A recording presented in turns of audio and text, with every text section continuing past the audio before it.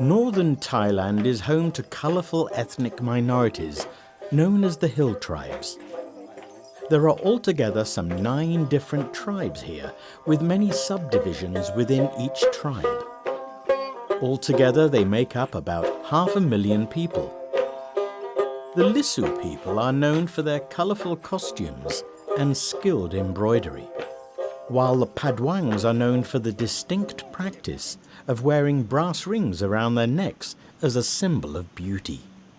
Yet others, like the Hmong, are known for their art of making patterned cloth using wax. Each of the tribes have unique characteristics, and they also have a long history that for some can be traced back up to 2,000 years. But for all their differences, hill tribes in Thailand have shared a similar fate with indigenous groups in other countries in recent decades, and that is poverty. Indigenous groups like these hill tribes in Thailand are the poorest in their country, not unlike the Aboriginals in Australia or the Native Americans in the United States. According to the United Nations, indigenous people make up only 5% of the global population, but they constitute around 1/3 of the world's 900 million extremely poor rural people. The reasons are manifold. Discrimination by those who hold power in their countries, lower access to education, or the loss of land to commercial farming and other uses have all been common causes all around the world. Likewise, in the case of Thailand, the hill tribes have been driven to poverty as they have been uprooted from their land. Up until the 1950s, hill tribes were pretty much left alone, as the communities were living in remote mountainous areas 1,000 meters above sea level. They built their own houses using straw, planted their own food, and were completely self-sufficient. But the increase in their numbers and threat of insurgency made the Thai government establish the National Committee for the Hill Tribes in 1959. Hill tribes such as the Hmong, for example, supported communist rebels fighting the Thai government, while opium cultivation was also a source of income for many of the hill tribes.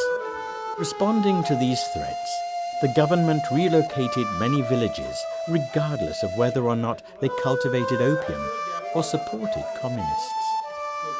One such village was the Akha village, named after the village headman. They lost all the land they had in the mountains and were relocated to an area less than 1/10 of the space they used to occupy. Akha village is an Akha village. The Akha people came to Indochina from Mongolia, and they can trace their ancestors back to 70 generations ago. Today, there are 100,000 Akha people living in 268 villages throughout Thailand, and more than 80% of them have been relocated since the 1950s.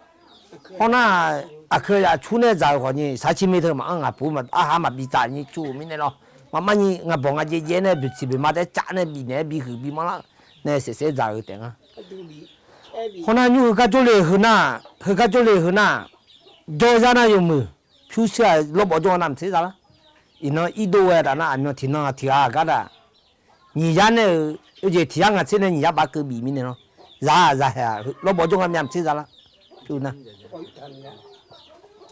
hona ga jo le na nyua che kha de ma cho de ma chao ne yo ha mi cha ja de na ngai ma mu yi mi ne nyua de ma chao ne mi ne lo nga chi no ko ya bi ngai de ma mu Appa is actually considered better off in the village as he has the money to rent his own land instead of working as a field hand for other people. He makes $40 a month planting pineapples, and this goes to rent and food. Appa says it isn't enough to pay for his children's education.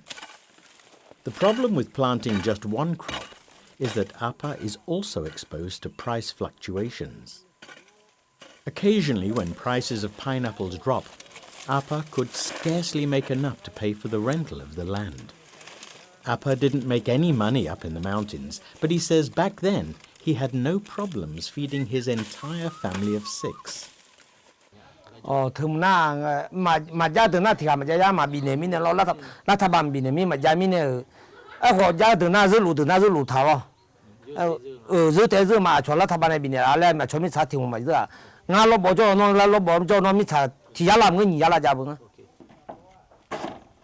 Families who have no money to rent land mostly survive by working as labourers in the cities. And that's why in Appa village you will see only the very young or the very old. The adults are mostly away from the village, working in the cities, in order to survive in a cash economy. Appa himself seldom sees his 4 children. One son has moved to Taiwan to work in a factory, while his other 3 kids are in the bigger Thai cities, studying or working.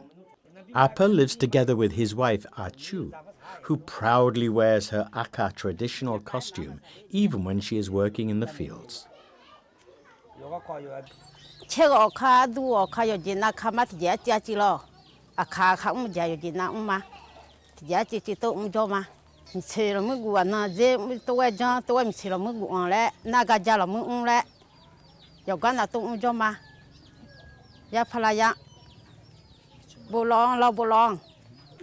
For her work from 8 a.m. to 4:30 p.m. in the rubber plantations, 50-year-old Acho brings in an additional $3 a day, which helps to pay for her children's education.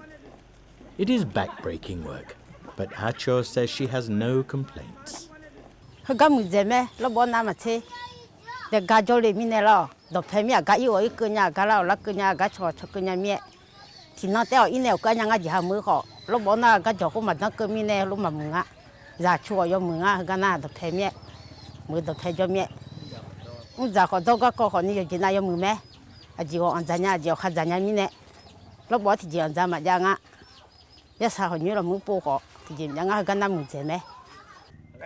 But her husband thinks quite differently.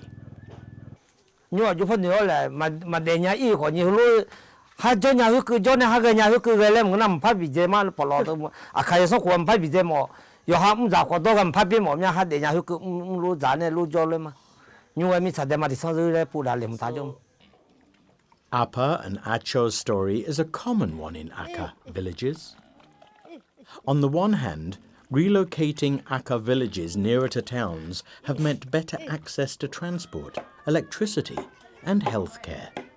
On the other hand, removing the Akha people from the forest that they are used to living in has split families and eroded traditions. Some families may own cars, but it brings little joy to the elders. Many young Akha people who live away from their villages now do not practice the ancient rites and rituals with the same care their parents do. When one is no longer living in the forests, then these rites designed to celebrate nature lose its appeal. The Akha relationship to the nature is like we believe that we are part of the nature, not something over it. So we are the one member of this big community in Akha. So we have to treat our brothers and sisters well, because we regard the nature, our spirits, animals, plants, are brothers and sisters of Akha people.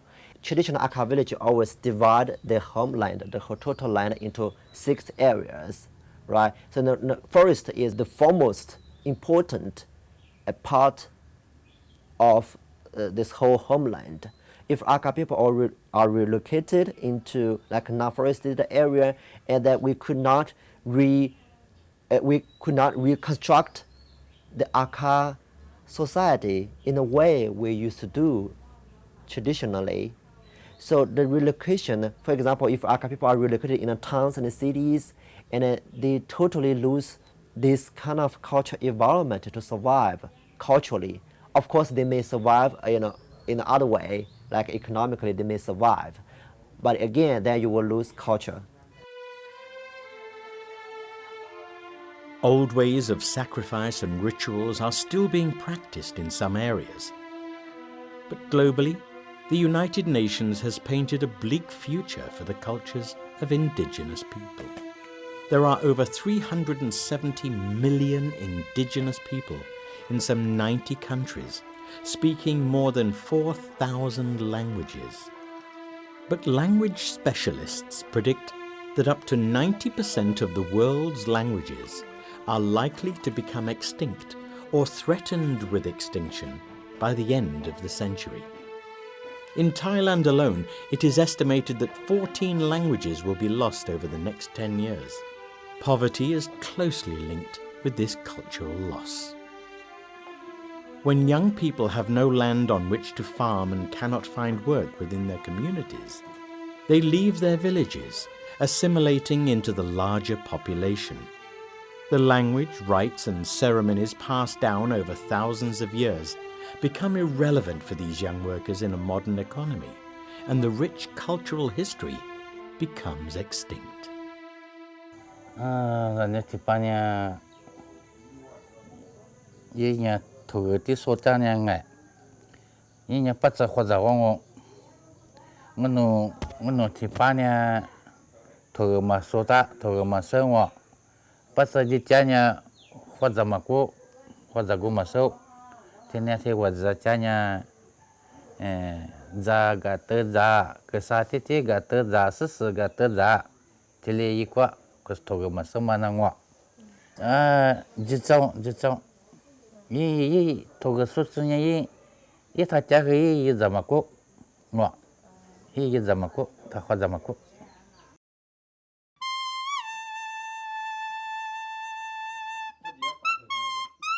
Making music with leaves from the forest. This form of artistic expression is an example of the close relationship that the Akha people share with nature. Deep in the mountains of Chiang Rai is Mei Chen Thai village, an Akha village that has not been visited by tourists before. This village is 1,400 meters above sea level and surrounded by lush forests.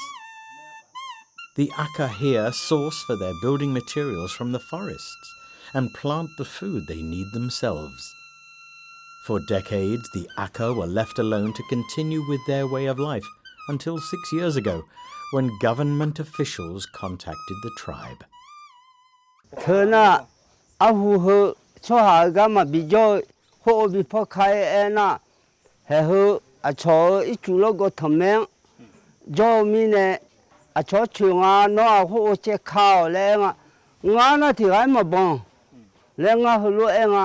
Nga gami ta tipai ya lai di lo ta ichulo go men la sa so hali nga no no mama gu e ne hu ga ne choma tenya ga jola.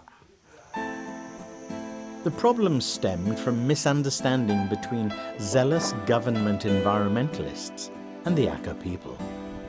With growing awareness of forest conservation, many governments around the world tried to stop indigenous groups from practicing slash-and-burn agriculture to prevent soil depletion.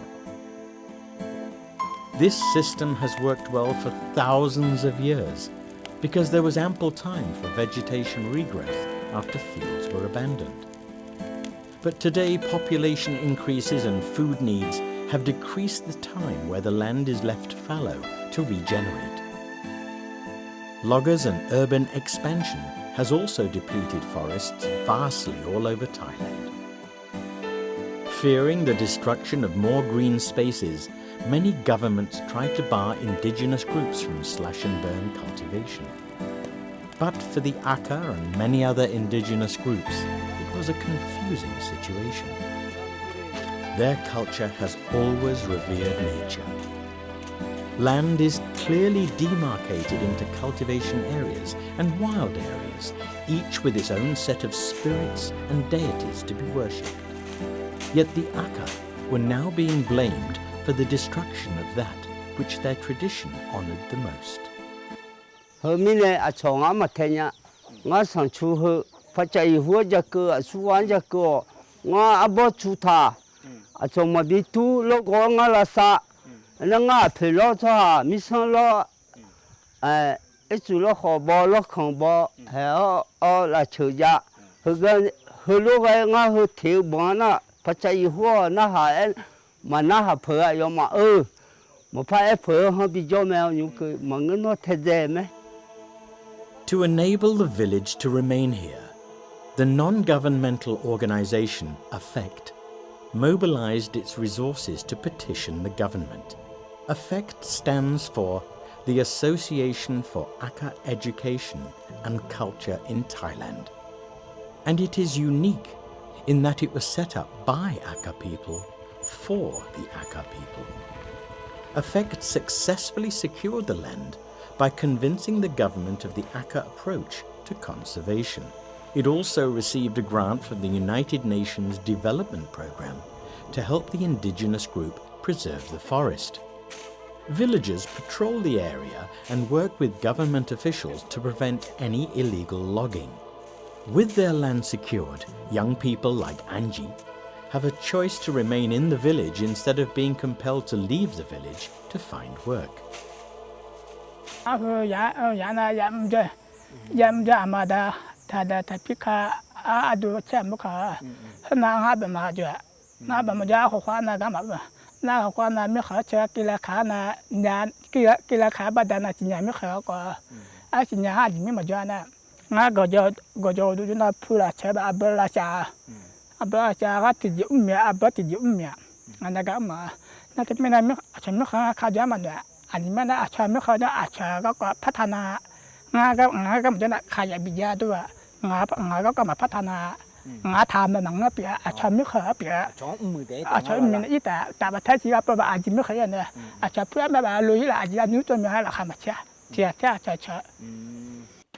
a marathon runner who has won trophies all over Thailand, Angie is the person in this village who has had the most contact with the outside world.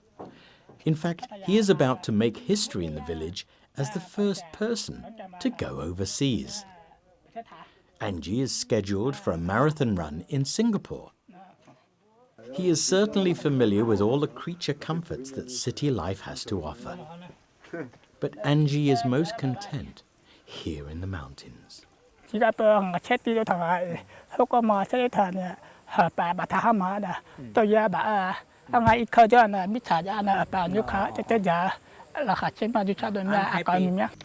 Mei Chen Thai village may be the one successful example of using indigenous knowledge to preserve the forest.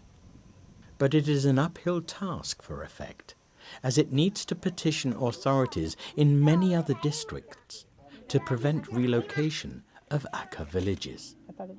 With competition from lowland farmers, loggers, and environmentalists for increasingly shrinking patches of forests, the Akha will find it inevitable that they will have to bid farewell to the forests they have called home for thousands of years. We would like to talking with the government.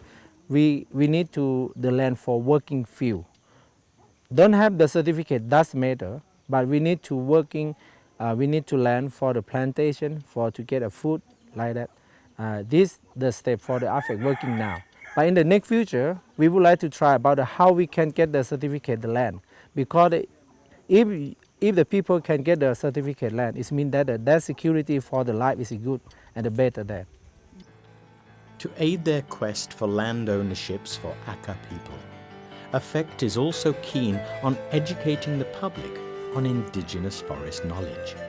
They believe that when more people recognize that the Akha are guardians of rich biodiversity knowledge, there will be more voices against relocation from their land. To do this, AFFECT have set up the Akha Life Culture and Environment School. Here, different herbs identified by the Akha people are planted and recorded. In the past, the Akha have no form of writing, passing down knowledge through the oral tradition, but now, Affect is in the process of documenting the thousands of years of oral history and plant knowledge. This lily lookalike, for example, known as japa in Akha language, helps underdeveloped children gain weight. A total of 406 plants and their medicinal properties have been documented here, and these plants come from just one district in Thailand alone. Affect also hopes that the rich knowledge of the Akha can be used to generate tourism income. AFET it's a cultural organisation, and it's taking Indigenous knowledge and applying it in 3 areas. One is schooling for sustainability, where tourists can come and learn about what does ecology really mean. There's a lot of kind of green sort of spinning things up on the internet about green sort of community-based tourism, but a lot of it's just being used as a sort of selling point. And the real essence of sustainability, you can learn a lot from Indigenous people. So we're trying to apply that program as a schooling to learn about forest management, learning about Indigenous medicine, and this tremendous rich culture that people in the West can get to realize. Besides ecology learning tours, Affect also started organizing volunteer programs in 2010. Volunteers will have a chance to teach in schools for Burmese refugees and also live in the villages with locals. 60% of the money made from these programs will go back directly to the communities, while 15% will be used for overheads, and the remaining amount in a media project to document the fast disappearing hill tribe culture. This form of tourism is distinctly different from the kind of operations that most Akha villages have encountered so far. In northern Thailand, you would find various advertisements for visits to exotic hill tribes. But did you know that most villages do not get any income from the tour operators?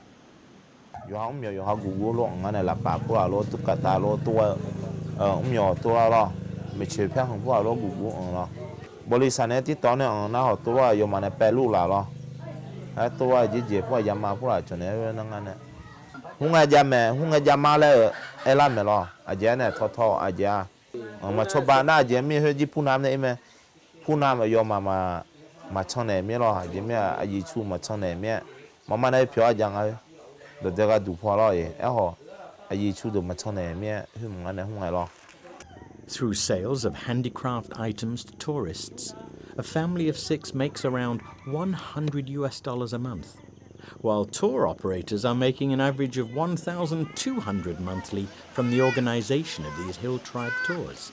It is quite clear the hill tribes have been extremely shortchanged in northern Thailand's bustling tourism trade. Hopefully, with Affect's program and other similar sustainable tourism initiatives, this can change. Besides more money being injected into the villages directly, the community will also have a chance for real cultural exchange, beyond transactional dealings with tourists. Affect hopes that through tourism, young Akha people will also take a greater interest in their own culture. With many leaving to work in the cities, there is a real worry that the younger generation may regard the practices of their parents as old-fashioned. Take Ambia, for example. During her time, all her peers knew the art of Akha music. Today, no youngster in the village can create these traditional sounds.